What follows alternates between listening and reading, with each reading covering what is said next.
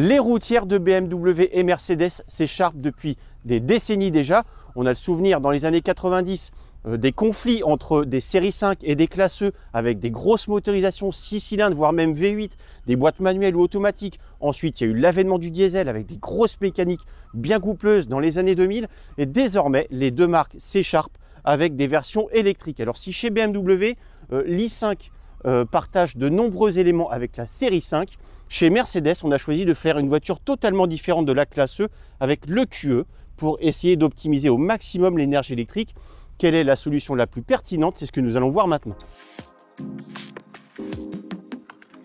BMW a donc fait le choix d'un modèle électrique esthétiquement identique au modèle thermique. En conséquence, les dimensions augmentent nettement pour, selon la marque, harmoniser le profil avec la greffe potentielle d'une épaisse batterie dans le plancher. l'i5 est ainsi bien plus longue que sa rivale avec 5,06 m d'un pare-choc à l'autre contre 4,95 m pour la Mercedes. À côté de cette berline traditionnelle mais pas banale pour autant, le QE prend des allures de navette spatiale.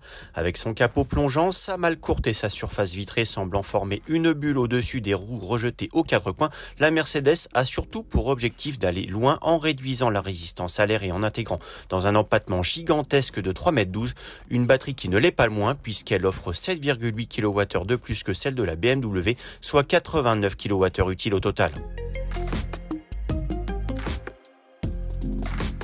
Alors dans l'i5, on retrouve une ambiance typique des dernières BMW, notamment avec cette grande dalle numérique recourbée, assez lisible mais tout de même moins intuitive dans son fonctionnement que le bloc d'instrumentation et la grande dalle verticale de la Mercedes.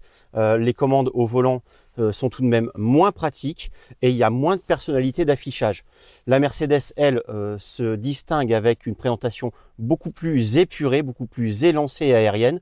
En termes de qualité de matériaux, la Mercedes est tout de même un petit peu plus flatteuse sur les parties hautes. En revanche, elle dispose de plastique dur et brillant sur les parties basses comme la BMW. Alors qu'est-ce qu'elle donne cette i5 par rapport à sa rivale? Est-ce qu'elle tire profit de sa longueur supérieure? Écoutez, on a un petit peu plus de place au niveau des genoux, 1 à 2 cm selon nos mesures. Au niveau de la largeur au coude, c'est sensiblement la même chose. La banquette est tout de même plus confortable. On a des assises plus longues, des dossiers un peu plus inclinés et moelleux. Donc globalement, on se sent un petit peu mieux à bord de cette voiture. En plus, on a des poignées de maintien au plafond qui font défaut à l'EQE. En revanche, on manque de rangement, notamment au niveau des dossiers. On n'a pas de poche aumônière. Ça, c'est vraiment dommage. Côté soute également, la BMW se montre un peu plus spacieuse en offrant 60 décimètres cubes supplémentaires, soit 490 décimètres cubes au total. Hélas, ni l'une ni l'autre ne dispose de compartiment à l'avant, ce qui impose de loger les câbles de recharge avec les bagages.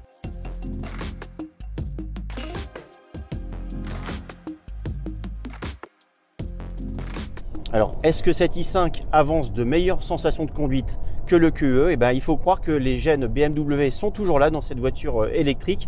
On a déjà plus de performance. On a un moteur de 340 chevaux au lieu de 292 dans la Mercedes et surtout un poids contenu à 2,2 tonnes. Ça reste encore beaucoup, mais la Mercedes, elle, boxe carrément dans la catégorie poids lourd avec plus de 2,4 tonnes sur la balance. Donc, ce qui fait qu'en termes d'accélération, de sensation de poussée, la BMW est un cran au-dessus. Et surtout en termes de sensation dans la direction, dans le châssis, la voiture est quand même plus précise, plus franche. On a davantage de consistance autour du point milieu dans la direction et le train avant est plus réactif, plus précis. Quand on l'inscrit dans le virage, il n'y a aucun temps de réaction, alors que la Mercedes, c'est tout de suite un petit peu plus lent. On a effectivement un flou autour du point milieu et la voiture est un petit peu plus longue à s'inscrire. Alors, c'est pas dramatique, hein, dans l'absolu, elle reste assez dynamique, mais elle est quand même moins sensationnelle que la BMW. Et en plus, il y a des mouvements de caisse un peu plus prononcés en détente. Malgré tout, la voiture est assez équilibrée. On préférera quand même la BMW dans les virages, dans les successions de virages sur les départementales.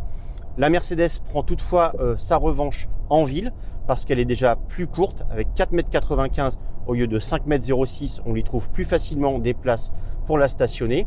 Et malgré son empattement long, elle est quand même plus facile à stationner grâce à une option roue arrière directrice qui est plus perfectionnée. On a les roues arrière qui peuvent braquer jusqu'à 10 degrés, donc ce qui assure un rayon de braquage inférieur à celui de la BMW.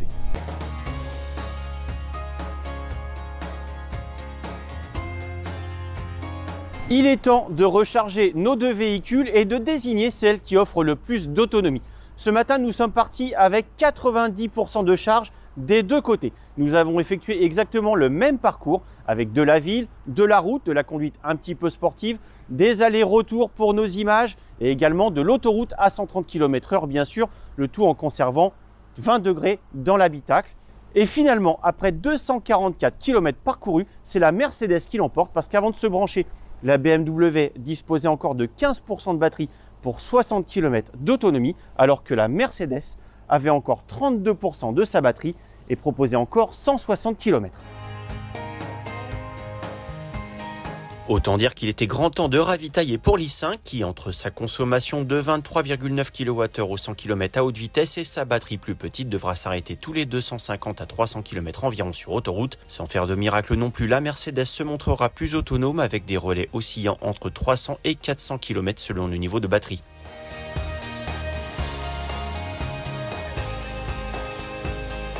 Un argument qui, ajouté à un temps de charge aussi intéressant que chez BMW, lui permettent de l'emporter malgré des sensations de conduite en retrait, d'autant plus que son prix élevé est justifié en grande partie par l'équipement de série encore plus riche, comprenant notamment des aides à la conduite plus nombreuses, des sièges électriques à mémoire et l'accès main libre.